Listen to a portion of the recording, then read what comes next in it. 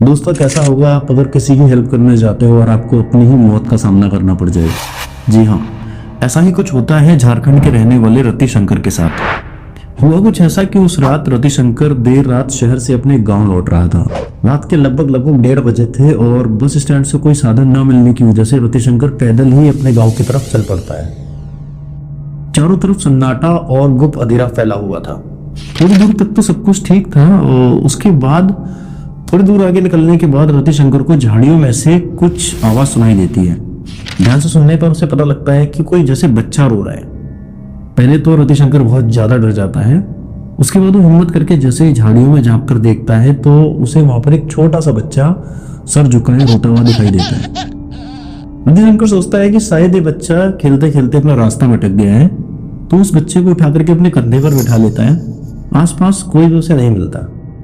फिर वो सोचता है कि इस बच्चे को क्यों ना अपने घर लेकर चलता हूँ, और जैसे ही सुबह होगी तो ढूंढ करके गांव में जिसका भी बच्चा होगा उसको वापस कर देगा।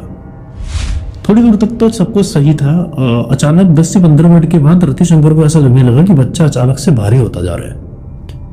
वो जैसे ही साइड में देखता है तो उसे दिखाई देता है कि उस बच्चे के पैर जो है अपने आप लंबे होते जा रहे हैं और जमीन को छूने ही वाले थे कि अचानक से रतिशंकर घबरा के उस बच्चे को जमीन पर फेंक देता है।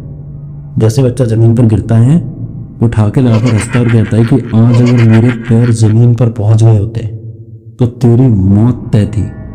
दूसरा रतिशंकर उठते पड़ते गिरते दौड़ते अपने गांव भागता है और सुबह जाकर के पूरी घटना गांव वालों को बताता है और कहता है कि रात बेरात कभी भी अकेले सफर मत करना।